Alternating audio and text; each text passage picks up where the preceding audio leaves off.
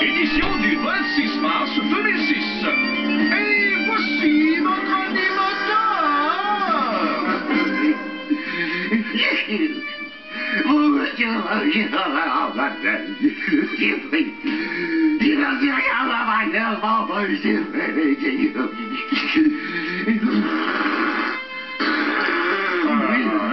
Là, Gérard, on l'écoute. Voyons, mon ami, mon cœur est brisé. Je suis inconsolable. Comment, Gérard? Il te reste l'argent. Ouais, c'est vrai, ça. Et puis, il est pas mal plus beau que Marcel, hein? Ouais, là, t'as un point, pas lourd. Puis il coûte bien moins cher aussi. Ben trop, voilà. Puis, c'est pas Tarzan qui va te vider ta pinte de lait tous les soirs. Finalement, ça fait mon affaire, ça.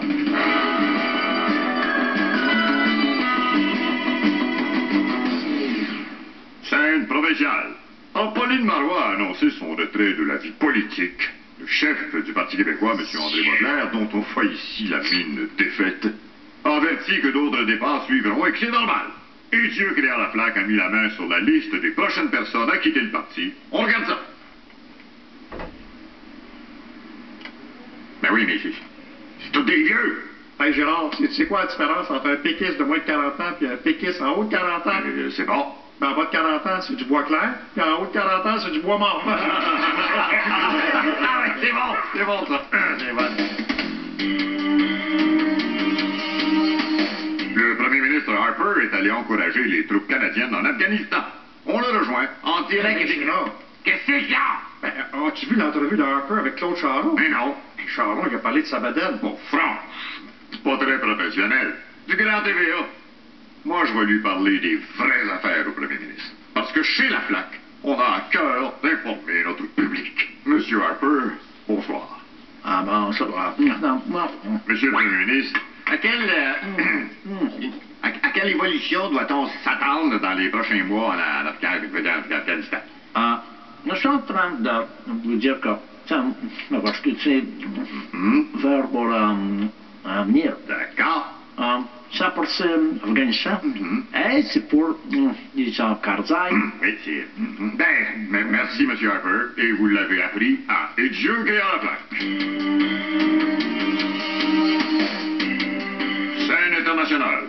On a annoncé dans les journaux que Humphrey, le chat mascotte du gouvernement britannique, est mort. Ouais, par ici, nous autres, c'est différent. Le gouvernement Charest, eux autres, c'est leur chien qui est mort. C'est le chien mort de... Après la pause, mon verre Tremblay.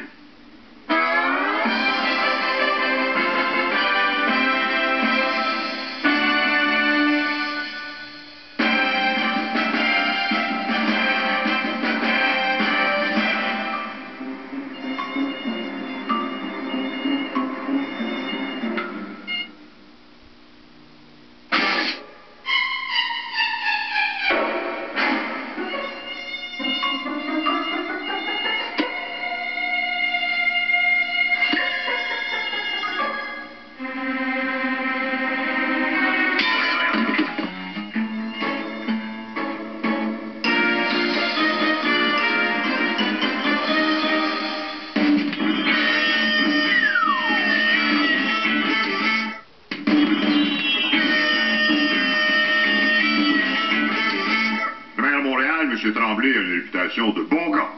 Es-tu trop bon gars? Est-ce que ça se soigne? Ben, nos caméras l'ont suivi.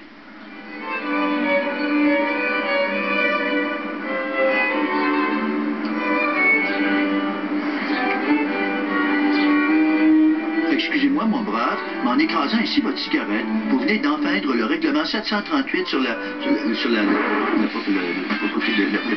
Hey, j'écrase pas juste des cigarettes. Des fois, j'écrase des petits taouins à Barnick. C'est un beau loisir, ça. Vous permettez que je m'assoie? Je me sens pas bien, là.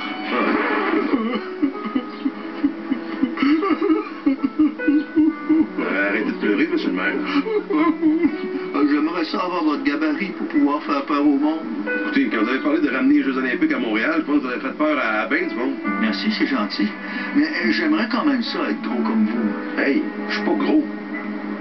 C'est juste que j'ai des gros os. De toute façon, pour faire peur, c'est pas juste d'être costaud, c'est une question d'attitude, monsieur le maire. Vous pensez? Ah oui. Écoutez, je vais vous donner un petit cours en accéléré, vous allez voir. OK, monsieur le maire. Mise en situation. Là, je vois un col bleu là-bas, là, qui est à côté de sa pelle depuis à peu près 20 minutes. Vous allez aller le voir, vous allez le remettre à sa place, OK? OK. Oh!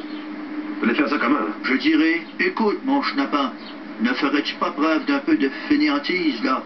Je te somme de reprendre ton travail, coquin. Qu'est-ce que vous voulez, là? Qu'il recommence à travailler ou vous voulez qu'il s'en aille chez vous, vous allez écouter rumeurs en vous faisant des tresses? Non. Regardez bien ce que vous allez faire. Écoute, mon gros mangeur de peigne, ça fait 20 minutes que je te regarde à côté de cet appel. Commence à avoir des crampes des mains. Ah ouais, pointe ta pelle, sinon je te décroche la face! C'est très bon, ça, hein? Je vais y aller tout de suite avant de l'oublier, hein?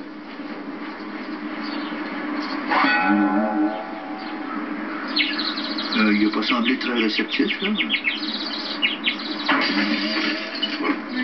Viens là-bas, là. Il y a un gratteux de guitare fatigant. Allez donc lui demander s'il a son permis de musicien de rue. Et s'il n'a pas de permis? S'il n'y a pas de permis, tu allais dire: hey, le fumeux de Poncho, je vois-tu jouer du Paul Piché dans ton salon, moi, Chris? Hein? Fait que t'es Chris de mon père, sinon tu vas voir que c'est dur de jouer Heureux de printemps avec 2 moignons. Ah, c'est bon, les moignons, là. J'y vais.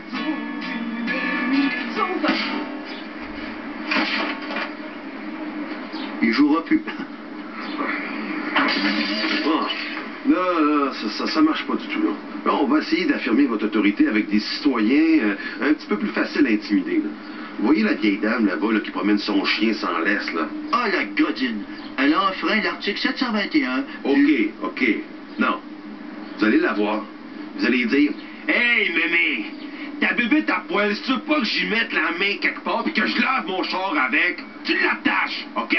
OK, j'y vais. Elle peut pas me faire grand-chose. Je suis 2 fois plus gros qu'elle. Mais non.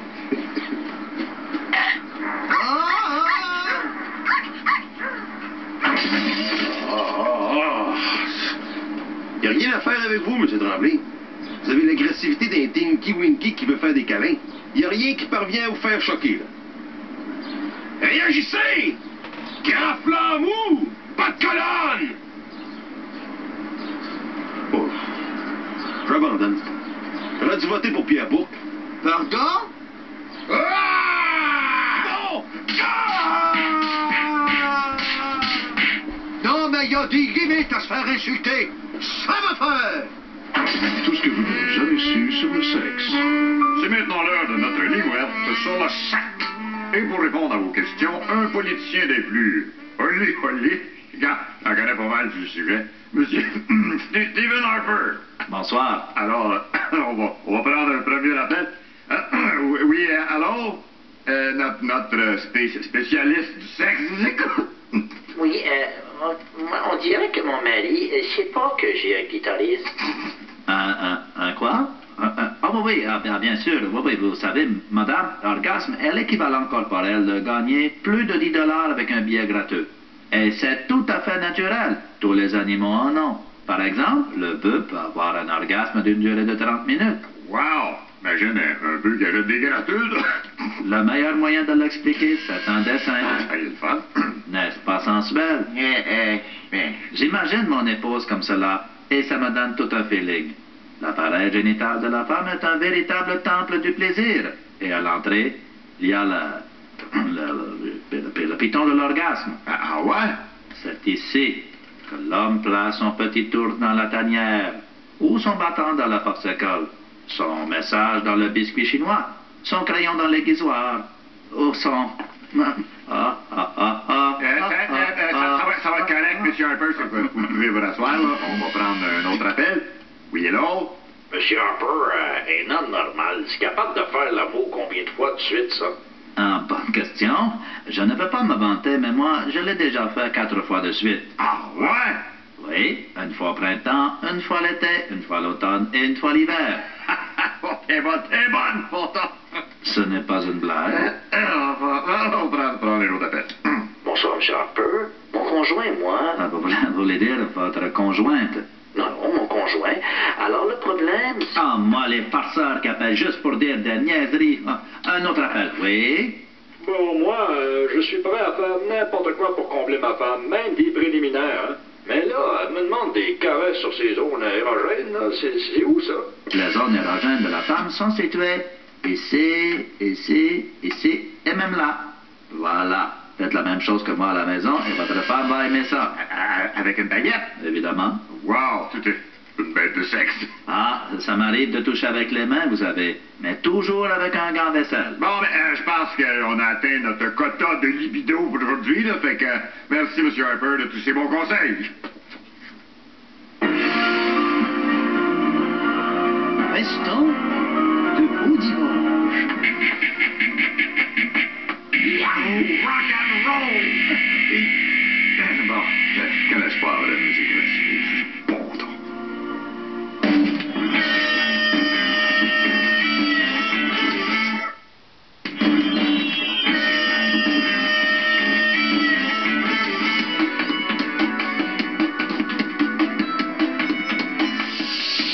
Bon, en partant, c'est dur de savoir s'il faut parler d'Isabelle Maréchal en tant que comédienne, journaliste ou animatrice. Ouais, on veut quand même pas être chien à la fois pour les comédiens, les journalistes et les animateurs.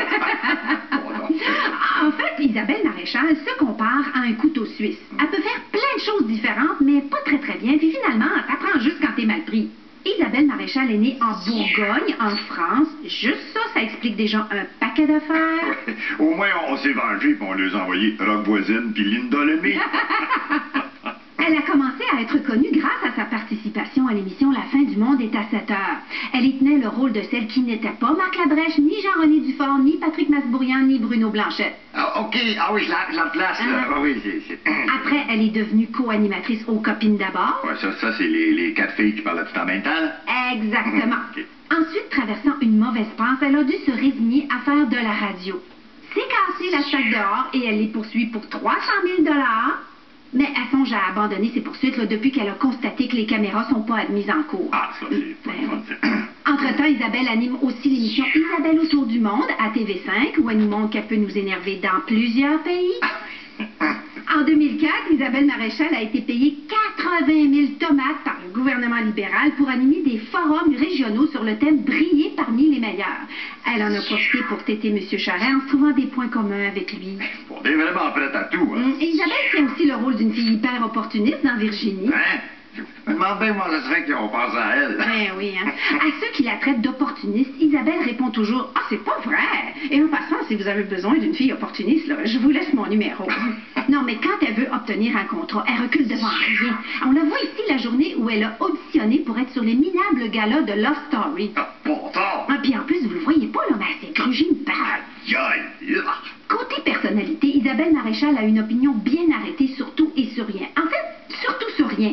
c'est une joke. Ben oui. Faut quand même lui concéder qu'elle a une jolie craque de sang. D'ailleurs, on dit que si les patrons de TQS l'ont engagée au bulletin de 22 ans, là, c'est pour que les téléspectateurs libidineux qui attendent des films de fesses commencent leurs préliminaires. Ben ouais. Jamais fait ça. Ben non. En conclusion, ça va l'aller. Ben, en conclusion, je peux pas dire que j'aime beaucoup Maréchal. En fait, elle fait partie des filles là, qui usent de leur beauté et qui sont prêtes à toutes les bassesses pour avoir une job à la télé, pour combler leur manque d'attention. Oui, ben là. Puis on est déjà assez comme ça, bon. Merci beaucoup, ça l'allait. L'éditorial de la semaine, pas de chicane dans ta part. Vous pensez que le Canada est un beau pays tranquille où il fait bon vivre? Eh bien, détrompez-vous, ça peut péter à tout moment. Parce que c'est nous, au Québec, qui possédons la pire arme bactériologique au monde. Je l'ai nommée la cabane à sucre. Voulez-vous bien arrêter de vous plaindre des gaz à effet de serre et inquiétez-vous des vrais dangers pour la couche d'ozone? Les gaz à effet de sucre. Comment vous pensez que les dinosaures ont disparu de la surface de la Terre? Ils se sont fait un gros party de cabane à sucre préhistorique, puis ils se sont asphyxiés entre eux autres. Non, mais regardez simplement ce qui compose un menu typique de cabane à sucre. Ça commence avec un généreux bol de soupe au bois. Au début, on enchaîne avec une grosse platée de bine, déjà le temps à l'orage. Après ça arrivent les traditionnelles oreilles de Christ. Les oreilles de Christ, Non, mais quand Jésus a dit son célèbre, ouvrez les gobelets, prenez et mangez, ceci est mon corps, fermez les gobelets, pas sûr, moi, qui parlait de ses oreilles. Puis je pense pas, à moins qu'il soit bien souvent baigné dans mes mottes, que Jésus avait les oreilles salées de même. Après ça, c'est les crêpes, le pâte à viande, le jambon de sirop, les œufs dans le sirop, les gambins dans le sirop, puis les patates pilées arrosées copieusement, devinez, une épaisse couche de sirop d'érable. Vite, dépêchez-vous, qu'on sorte de table pour aller manger de la fiche en neige. Non, mais trop, c'est trop. En plus d'un cabane à sucre, qui accepte les enfants. Ils sont déjà assez énervants dans les états normal. Imaginez quand ils sont tous un haï de sucre. Un jeune sur un haï de sucre. Grégory Charles, à côté de ça, ça a l'air d'un Bouddha. À ce sujet, nous allons faire une expérience de vous. Voyez ce jeune complètement apathique, éteint, mollusque, un ado normal, quoi. Je le branche maintenant à ce soluté de sirop. Vous verrez assez vite la transformation. C'est ça qu'on appelle du sirop de poteau? Et comme si les cabanes en avaient pas assez de faire de nous des bons ambulantes, il faut qu'ils nous fatiguent avec des violonistes en chemise canadienne et une ceinture fléchée qui jouent des galeries. Si le monde aimait ça, ça fait longtemps qu'on aurait cloché un fureur, qu'on aurait ramené soirée canadienne à Radio-Canada. On n'aime pas ça, bon. Ça, j'en entends à la maison dire, oui, mais c'est le fun de la cabane à sucre, on peut faire des tours de calèche tirés par des chevaux. C'est amusant. Si ton fun, c'est de te faire conduire par un animal, de juste aller dans Port-Neuf et embarquer dans un autobus chauffé par l'entendeur, ça va faire pareil. En plus, la cabane, c'est dangereux. Prenez juste la façon d'obtenir le sirop d'érable.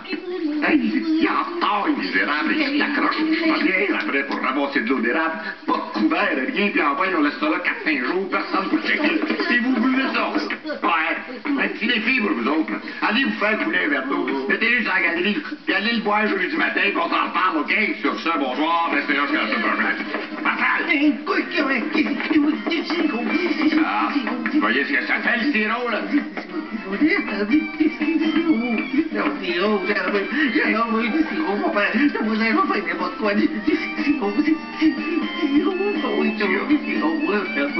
Maudite cabane à sucre. C'est triste à voir. C'est correct, les boys. Je vais m'en occuper, ça va aller, ça va aller.